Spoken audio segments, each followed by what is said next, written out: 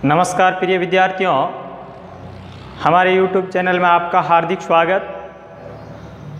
आज अपन पढ़ रहे हैं संतुलित आहार और अभावजन्य रोग, इसके बारे में विस्तृत रूप से अध्ययन करेंगे। संतुलित आहार किसे कहते हैं, यानी देखिए दो प्रकार की परिभाषा लिख रखी है, अपने शब्दों में अपन लिख सकते हैं। जैसे देखिए, हमारे शरीर की वृद्धि, विकास, स्वास्थ्य के लिए भोजन में आवश्यक सभी घटक उपस्थित होता है तो उन्हें संतुलित आहार कहते हैं। यानी अपन भोजन क्यों करते हैं, भोजन अपने लिए किस प्रकार सहायक होता है, तो भोजन से हमारे शरीर की वृद्धि होती है, भोजन से हमारे शरीर का विकास होता है, भोजन से हमें ऊर्जा प्राप्त होती है, अपना शरीर स्वस्थ बना रहता है, इसीलिए अपन भोजन करते हैं। अगर भोजन यानी जो अपन आहार लेते हैं, उस आहार के अंदर किसी भी तत्व की, किसी भी घटक की अपूर्ति होती है यानी कमी होती है, तो शरीर को किसी न किसी प्रकार का रोग उत्पन्न हो जाता है, जो अपन आगे पढ़ेंगे अभावजन्य रोग के बारे में। तो इसलिए भोजन के अंदर आवश्यक सभी घटक उचित मात्रा में उपस्थित होने चाहिए। यानी सबसे अधिक मात्रा में अपन कार्बोहाइड्रेट्स लेते हैं, उससे कम प्रोटीन, प्रोटीन से कम वसा, वसा से कम विटामिन्स, खनिज लवण, इस प्रकार से कि इसका क्रम है, आवश्यकता अनुसार से मात्रा के अंदर अपन लेते हैं। अगर ये उचित मात्रा में नहीं लेते हैं तो इसके कमी के कारण रोग उत्पन्न हो जाते हैं, उसे अभावजन्य रोग कहते हैं। तो देखिए, संतुलित आहार की परिभाषाएं दो प्रकार से व्यक्त कर सकते हैं। एक तो अपन इस प्रकार से कर सकते हैं, जैसे हमारे शरीर की वृद्धि, विकास, स्वास्थ्य के लिए भोजन में आवश्यक सभी घटक उपस्थित होता है तो उन्हें संतुलित आहार कहा जाता है। या दूसरे शब्दों में अपन कह सकते हैं, वह आहार जिसमें कार्बोहाइड्रेट्स, वसा, प्रोटीन, विटामिन, रुक्षांश, जल और खनिज लवण, और क्या खनिज लवण, खनिज लवण उचित मात्रा में, उचित मात्रा में, या अपन कह सकते हैं पर्याप्त मात्रा में उपस्थित होते हैं तो उसे क्या कहते हैं, संतुलित आहार कहलाता है। यानी अपन भोजन कर रहे हैं तो उसमें दाल भी है, रोटी भी है, चावल है, सब्जी है आदि जो अपन खाते हैं, तो उसके अंदर लगभग सभी पोषक तत्व, खनिज तत्व और इसके घटक उपस्थित होते हैं। छाछ है, राब है, घी है, घी को बहुत कम मात्रा में खाना चाहिए, तेल और घी को, क्योंकि इसमें वसा की मात्रा पाई जाती है। तो अधिक कोई भी पदार्थ अपन खा रहे हैं तो अधिक आवश्यक घटक, आवश्यकता से अधिक घटकों का सेवन कर रहे हैं तो भी अपने शरीर के लिए हानिकारक होता है। जैसे उदाहरण के तौर पर देखिए, वसा का सेवन अधिक कर रहा है कोई व्यक्ति, यानी नूडल्स, पिज़्ज़ा, बर्गर्स, ये बैठे बैठे फास्ट फूड जो खाते रहते हैं, काम बहुत कम करते हैं, ऐसे लोगों का आप शरीर देखते होंगे, शरीर बहुत बड़ा होता है, चल नहीं सकते, फिर नहीं सकते, दौड़ नहीं सकते, या कठिन परिश्रम नहीं कर सकते, काम नहीं कर सकते हैं। तो इस प्रकार के शरीर के अंदर समस्या उत्पन्न हो जाती है। पहले अपन वसा का सेवन करेंगे अधिक, तो धीरे धीरे अपना शरीर है मजबूत होता जाएगा, यानी त्वचा है बढ़ती जाएगी, और एक समय ऐसा आ जाएगा अपने शरीर सुडौल बनेगा, और सुडौल बनने का मजबूत बनेगा।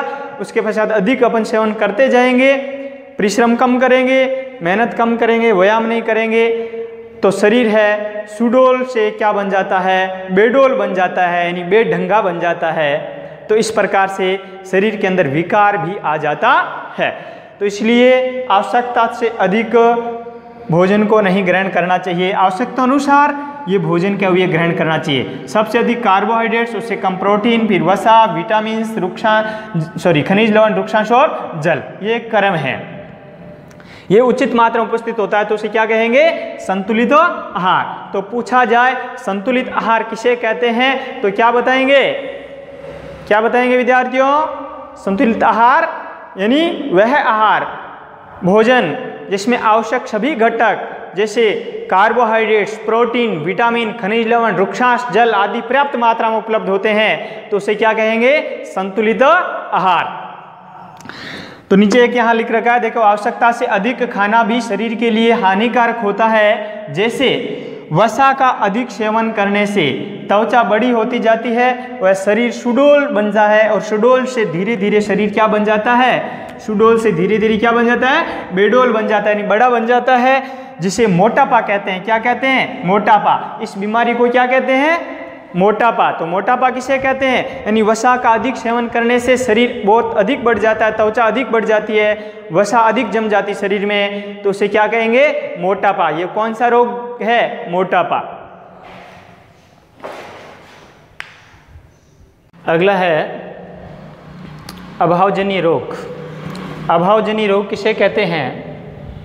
यानी पोषक तत्व, यानी अपन जो संतुलित आहार लेते हैं तो किसी प्रकार का रोग नहीं होता है, भोजन की कमी से कोई रोग नहीं होता है। अगर जो आहार लेते हैं, भोजन ग्रहण करते हैं, उसमें किसी पोषक तत्व की कमी है और वो पोषक तत्व की कमी लंबे समय तक रहे, कब तक रहे? लंबे समय तक रहे, तो शरीर के अंदर उस पोषक तत्व की कमी के कारण रोग या विकार उत्पन्न हो जाता है। क्या उत्पन्न हो जाता है? रोग या विकार उत्पन्न हो जाता है, उसे अभावजन्य रोग कहते हैं। क्या कहते हैं? अभावजन्य रोग कहते हैं। जैसे एक व्यक्ति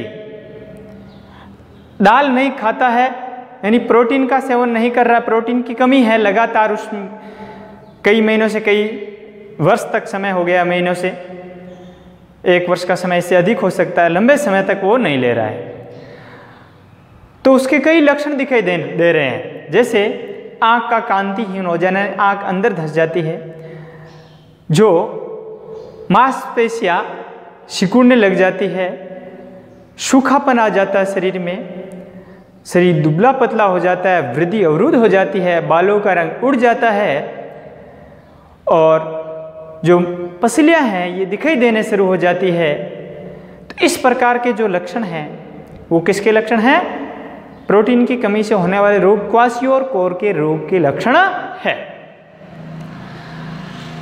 तो अभावजन्य रोग किसे कहते हैं? देखिए परिभाषा, कि एक या एक से अधिक पोषक तत्व की कमी के कारण हमारे शरीर में रोग अथवा क्या उत्पन्न हो जाती है? विकृतियां उत्पन्न हो जाती है, या रोग लंबे अवधि तक विकृतियां उत्पन्न हो जाती है, उसे क्या कहते हैं? अभावजन्य रोग कहते हैं। या दूसरे शब्दों में अपन क्या कह सकते हैं कि वे रोग जो लंबी अवधि तक पोषक तत्व के अभाव के कारण होते हैं तो उन्हें अभावजन्य रोग कहते हैं। यानी वे रोग जो लंबी अवधि तक पोषकों के अभाव के कारण होते हैं तो उन्हें क्या कहते हैं? अभावजन्य रोग कहते हैं। जैसे उदाहरण के तौर पर व्यक्ति किसका सेवन कम कर रहा है, यानी कोई भी पोषक तत्व की अगर कमी है, जैसे फल फ्रूट सब्जी, हरे पत्तेदार सब्जियां नहीं खा रहा है, तो इन किसी न किसी प्रकार की विटामिन की कमी होगी। इसमें 2 उदाहरण दे रखा है। एक तो प्रोटीन की कमी से होने वाला रोग क्वाशियोर रोग है।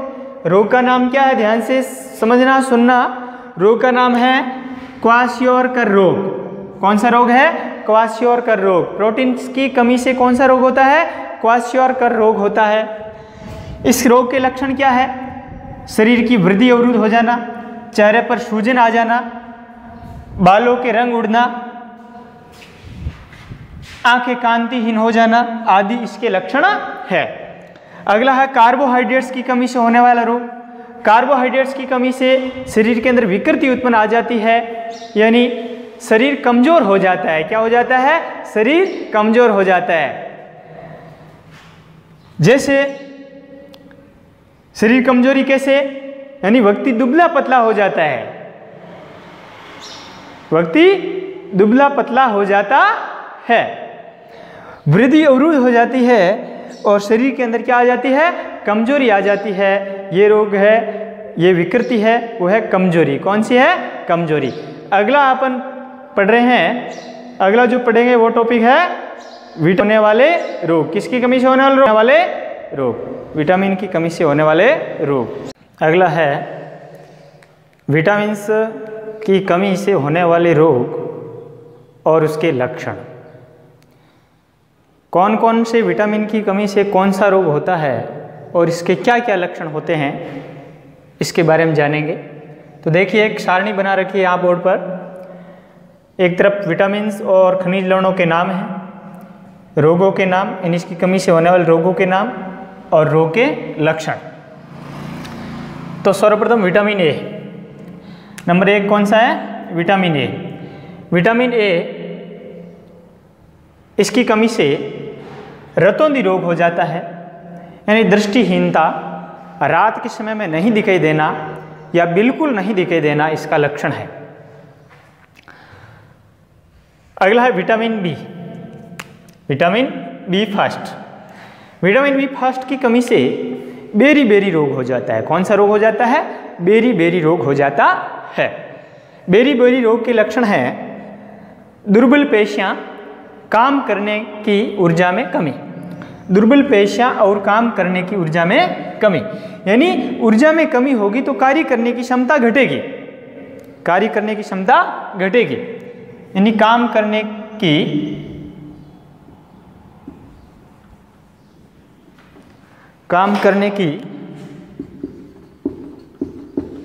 क्षमता में कमी, यानी ऊर्जा की कमी।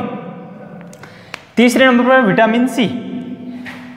विटामिन सी की कमी से स्कर्वी रोग होता है, और स्कर्वी रोग का लक्षण है, यानी जो दांत है, दांत मसूड़ों के अंदर धंसे हुए रहते हैं और मसूड़ों से खून निकलना इसका मुख्य लक्षण है।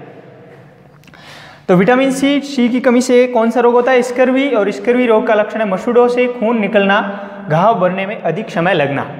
घाव भरने में अधिक समय लगना। 4 नंबर पर है विटामिन डी। कौन सा है? Vitamin D. और विटामिन डी की कमी से कौन सा रोग होता है? रिकेट्स रोग होता है। कौन सा रोग होता है? रिकेट्स।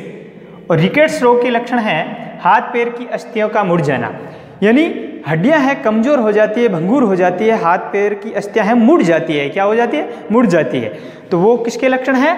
रिकेट्स रोग के लक्षण है। और रिकेट्स रोग किसकी कमी से होता है? विटामिन डी की कमी से होता है। अगला विटामिन ई। 5 नंबर पर कौन सा है? Vitamin E.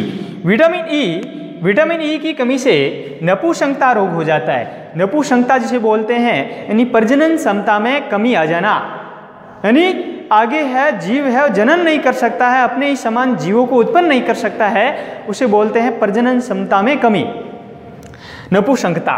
तो विटामिन ई की कमी से कौन सा रोग हो जाता है? नपुंसकता। और इस रोग का लक्षण है प्रजनन क्षमता में कमी, यानी जनन क्षमता में कमी। अगला विटामिन के। ये 6 नंबर पर है विटामिन के। और विटामिन के की कमी से कौन सा रोग होता है? हेमरेज रोग होता है।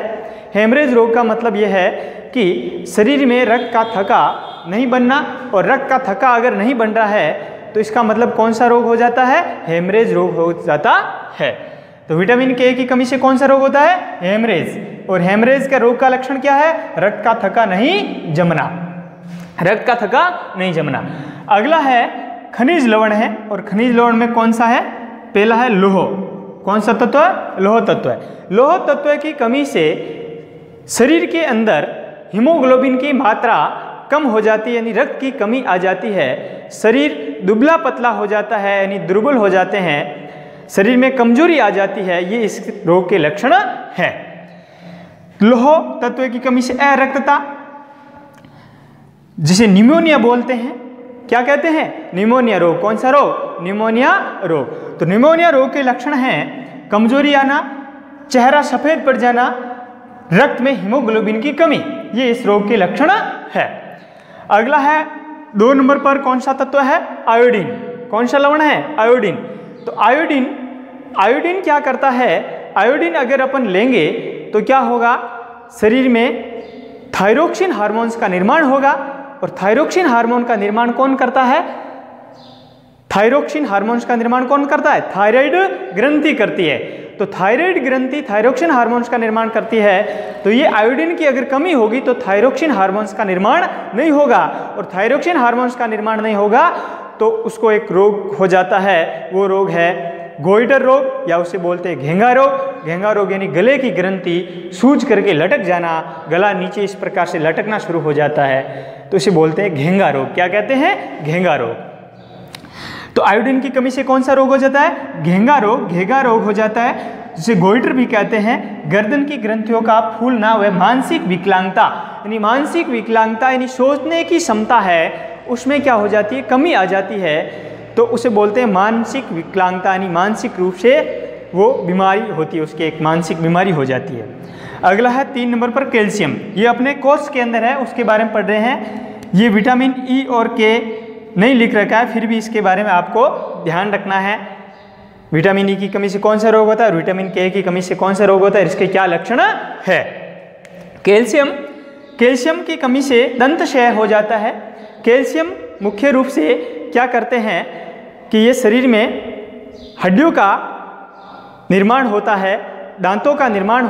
तो कैल्शियम की कमी से दंत क्षय या हड्डियों की कमजोरी होती है। कैल्शियम अपने शरीर में क्या करते हैं? हड्डियों का निर्माण करते हैं, दांतों का निर्माण करने में सहायक होता है। दांत जो बने हुए होते हैं कैल्शियम के बने होते हैं, एक बार बनते हैं, 2 बार आते हैं दांत जीवन में, तो बार बार दांतों का निर्माण नहीं होता रहता है। अगर कैल्शियम की कमी होती है तो दंत क्षय शुरू हो जाता है, यानी दांतों का संक्षरण प्रारंभ हो जाता है, दांत काले करके टूटने शुरू हो जाते हैं, नीचे गिरने प्रारंभ हो जाते हैं। इसी तरह हड्डियां कमज़ोर हो जाती है, भंगूर होनी शुरू हो जाती है, यानी थोड़ी सी तनिक सी चोट लगती है तो हड्डियां टूट जाती हैं। ये इस रोग के लक्षण हैं, इसे बोलते हैं हड्डियों की कमजोरी। तो कमजोर अस्थियों और दंत से इस रोग की लक्षण है। ऑस्टियोपोरोसिस भी कहते हैं इसे, क्या कहते हैं? ऑस्टियोपोरोसिस रोग। धन्यवाद। वीडियो को अधिक से अधिक शेयर, सब्सक्राइब और वीडियो को लाइक कीजिए और बेल आइकन को दबाना न भूलें, ताकि आने वाला नोटिफिकेशन आपको समय पर प्राप्त हो सके। धन्यवाद।